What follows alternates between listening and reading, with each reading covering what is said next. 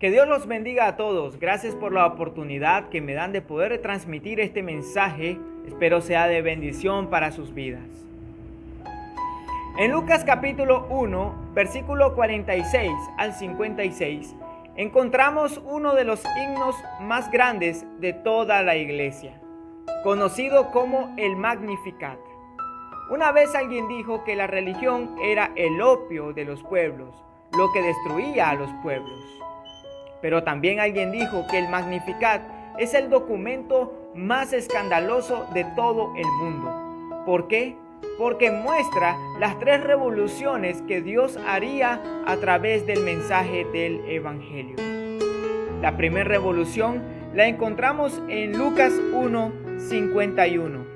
Esparció a los soberbios en el pensamiento de sus corazones. La revolución moral. El Evangelio es la destrucción del orgullo. ¿Por qué? Porque cuando uno pone su vida al lado de la vida de Cristo, toda señal de orgullo se destruye en nuestro corazón. Porque el Evangelio muestra una luz tan brillante y reveladora que descubre nuestra vergüenza. Y al ser descubierta nuestra vergüenza, la convicción de pecado entra en nosotros y por eso aceptamos a nuestro Señor Jesucristo. Entonces Dios comenzaría a hacer una revolución en el corazón de cada una de las personas. La segunda, quitó de los tronos a los poderosos y exaltó a los humildes. La revolución social. El Evangelio quitaría las etiquetas, los prestigios y las jerarquías que el mundo les pone a las personas. Una vez un hombre llamado Mureto, filósofo de la Edad Media, muy pobre, casi mendigo, se había enfermado. Y los doctores que lo atendían decían en otro idioma que según ellos Mureto no entendía, pero claro que los entendía. Los doctores decían: dejemos morir a este pobre, a este despreciado mendigo. Y Mureto les respondió: nunca llamen a nadie despreciable por quien Cristo murió. Cuando vemos lo que Cristo hace por las personas, es imposible que digamos que alguien no valga la pena. Todos valen la pena en el Evangelio. No hay nadie que sea excluido de la salvación. Todos son importantes. Y la tercera revolución, 1:53. A los hambrientos colmó de bienes y a los ricos envió vacíos. Esto es la revolución económica. Una sociedad no cristiana es una sociedad adquisitiva en la que cada quien acapara todo cuanto pueda. Pero una sociedad cristiana es aquella en la que nadie querría tener demasiado mientras otros tienen demasiado poco. Aquí se dignifica al pobre y le dice a los ricos que no importa sus riquezas, sino la ocupan para dar al que no tiene. Aquí entonces empezarían las revoluciones de Dios a través del mensaje del Evangelio. El Magnificat tiene un encanto, pero también una dinamita que cambiaría al mundo. La revolución moral la podemos ver con Nicodemo. Nicodemo llegó a Jesús por la noche. Este hombre era un maestro, era escriba, era fariseo, pero él miró en Jesús algo muy especial, de tal manera que su vergüenza fue descubierta, su orgullo fue destruido ante la presencia del Señor. Y desde ese momento Nicodemo fue un discípulo encubierto que más tarde revelaría su fe cuando Jesús murió y lo enterró con 100 libras de aloe y mirra. Esa cantidad solo se utilizaba cuando moría un rey. Nicodemo, con esta acción, con esta obra, reconoció que Jesús era el Rey de reyes y Señor de señores. La revolución social. Los 12 discípulos que Jesús eligió. Nadie querría a estos 12 hombres comunes en sus filas. Pero Jesús nos mostró con esto que todos son importantes en el reino de los cielos. Escuchó la oración de la mujer sirofenicia, una mujer gentil y pagana.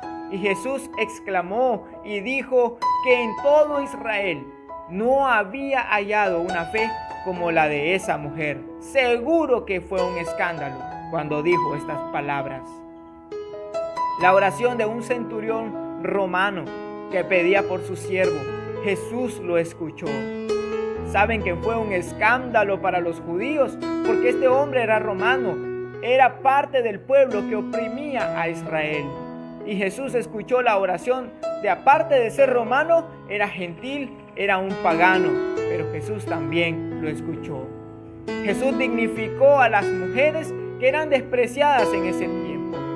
Las mujeres no eran consideradas una persona, sino una cosa. Y Jesús aceptó que las mujeres le sirvieran de sus bienes. Y no solo eso, fueron las primeras testigos de su resurrección, cuando ellas no eran contadas en un problema judicial como testigos. Jesús las reconoció como las testigos de su resurrección. Y allá el apóstol Pablo nos dice que en el Señor ya no hay varón ni mujer, no hay esclavo ni libre, no hay judío ni griego, porque todos son importantes para Él. Y la revolución económica. En el templo, una viuda pobre dio lo único que tenía y estaban los ricos allí. Y Jesús dijo, esta viuda dio más que todos ustedes. Eso fue un escándalo para las personas, fariseos, saduceos y los ricos que estaban en el templo. Jesús escandalizaría al mundo con estas 3 revoluciones. Y este escándalo pasaría a sus discípulos, de tal manera que en el libro de Hechos dice, estos que trastornan al mundo han venido aquí también. Mis hermanos y hermanas, ustedes fueron llamados a hacer un escándalo donde quiera que se encuentren, donde quiera que vayan. Ustedes fueron llamados para decirle a la sociedad que ellos necesitan cambiar sus pensamientos.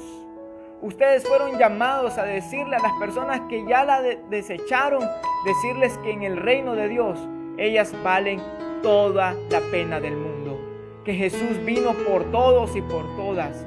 Ustedes fueron llamados a ir en contra de la sociedad que va cada día en decadencia. Ustedes fueron llamados a cambiar este mundo. Nunca lo duden, nunca olviden que ustedes son personas poderosas en el reino de los cielos. Ustedes fueron llamados para cambiar el mundo, para dignificar a las personas, para decirles que la salvación también es para ellos y que todas son importantes en el reino de Dios. Ustedes fueron llamados a mostrar la luz del Evangelio para que la vergüenza se descubra en el corazón de las personas y que el orgullo se destruya de una vez por todas. Que Dios los bendiga y sigan siendo un escándalo en el mundo.